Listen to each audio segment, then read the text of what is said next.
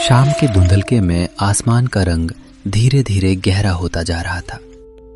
बादलों की परतें एक के ऊपर एक ऐसे जम रही थीं जैसे कोई विशालकाय दैत्य चादर ओढ़ रहा हो।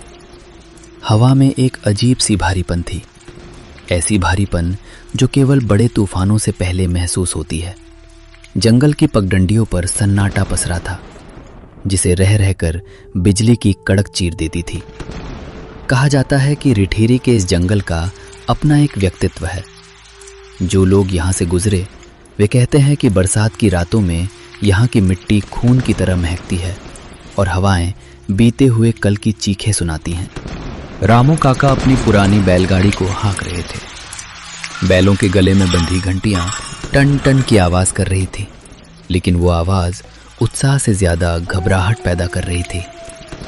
गाड़ी के पहिए जब मिट्टी और पत्थरों से टकराते तो उनसे निकलने वाली जर्र जर्र की आवाज उस सन्नाटे में भयावह लग रही थी। गाड़ी में केवल सजल बैठा था। वो रिठेरी गांव के वार्षिक मेले में जा रहा था। सजल एक युवा किसान था, गांव का सबसे जिद्दी और साहसी लड़का जो हमेशा रोमांच की तलाश में रहता था। उसकी उम्र मुश्किल से 25 साल की होगी, लेकिन उसकी आंखों में दुनिया जीतने का जज्बा था। मेले में जाने की जिद उसकी पुरानी थी। हर साल वो वहां की जलेबियां, झूले और नाच गाने का मजा लेता था, लेकिन इस बार मौसम की वजह से कोई साथ नहीं आया और वो अकेला ही निकल पड़ा। रामू काका गांव के बुजुर्ग, जिनकी उम्र 70 के पार थी, बैलगाड़ी के मालिक थे। उनकी झुर्रियों वाली त्वचा और सफेद दाढ़ी सालों के अनुभव की गवाही देती थी। वे सजल को अपने बेटे जैसा मानते थे, लेकिन इस यात्रा से डरते थे। दरअसल सजल अकेला ही मेले जाना चाहता था।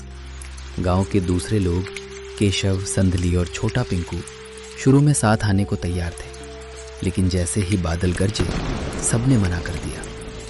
पिंकू, सजल का छोटा भतीजा जो सिर्फ 7 साल का था, घर पर रोने लगा था कि मम्मी उसे रोक रही हैं।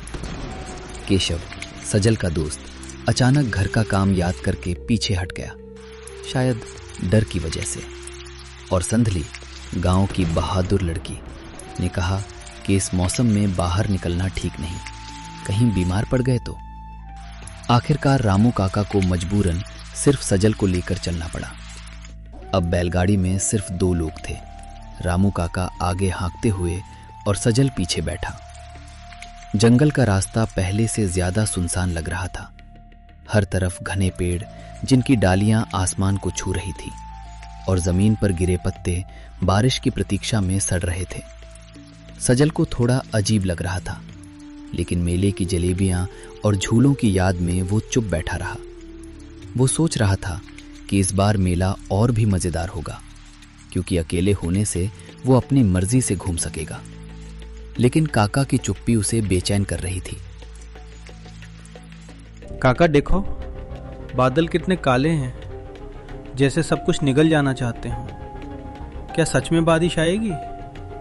गांव में तो कहते हैं कि ऐसे बादलों में जंगल जीवित हो जाता है। सजल ने अपने कुर्ते की आस्तीन ठीक करते हुए कहा। उसका कुर्ता पुराना था, लेकिन साफ सुथरा, जैसे वो मेले के लिए तैयार होकर आया हो। उसकी आवाज में उत्साह था, लेकिन थोड़ी घबराहट भी छिपी हुई।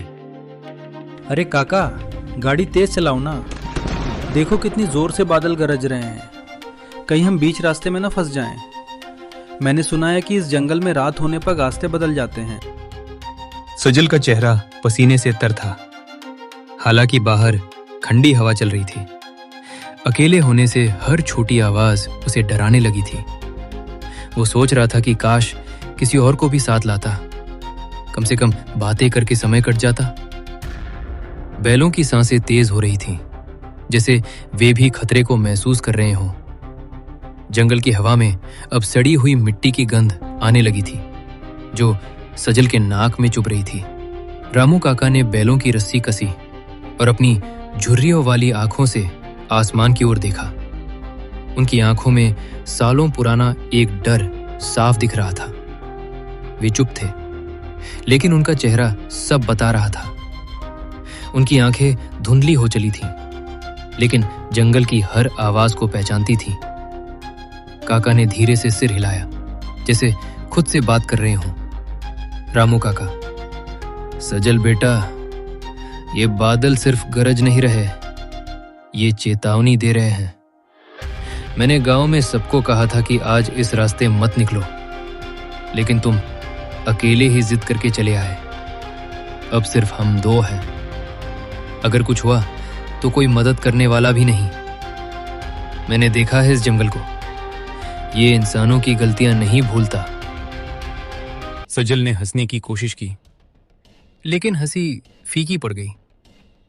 वो काका की बातों को पुरानी कहानियां मानता था, लेकिन आज की शाम में वे सच्ची लग रही थीं। तभी रामू काका ने बैलों को जोर से खींचा और गाड़ी रोक दी। सन्नाटा और गहरा हो गया, सिर्फ घंटियों की आखिरी गूंज बाकी थी। बैल हाँफ रहे थे और हवा में नमी भर गई थी। अरे काका, गाड़ी क्यों रोक दी? क्या हुआ? जल्दी चलो ना, ये जगह मुझे अच्छी नहीं लग रही। पेड़ ऐसे लग रहे हैं जैसे हमें घूर रहे हों। रामू काका ने पीछे मुड़कर देखा। उनके चेहरे पर गंभीरता की गहरी लकीरें उभर आईं, जैसे कोई पुरानी याद जाग उठी हो। ठहर जा बेटा, इतनी जल्दी क्या है? तू उतर नीचे, हल्का हो ले। आगे प्रेत छाया जंगल शुरू होने वाला है। वहां रुकना मतलब मौत को बुलाना है। मैं इसके बाद सीधे मेले तक नहीं रुकूंगा। और हां, ध्यान रख, यहां की मिट्टी पर पांव रखते समय सावधान रहना। कभी कभी वो फिसल जाती है और इंसान गुम हो जाता है। सजल गाड़ी से उतरा और झाड़ियों की ओर चला गया। वो अकेला था, इसलिए जल्दी जल्दी निपटा कर वापस आ गया। लेकिन जाते समय उसे लगा जैसे कोई उसे देख रहा हो। झाड़ियों से सरसराहट की आवाज आई और एक पल के लिए उसे लगा कि कोई साया हिला। रामू काका गाड़ी के पास खड़े बीड़ी सुलगा रहे थे। बारिश की पहली बूंदें गिरने लगी थी, जो उनकी बीड़ी को बुझाने की कोशिश कर रही थी।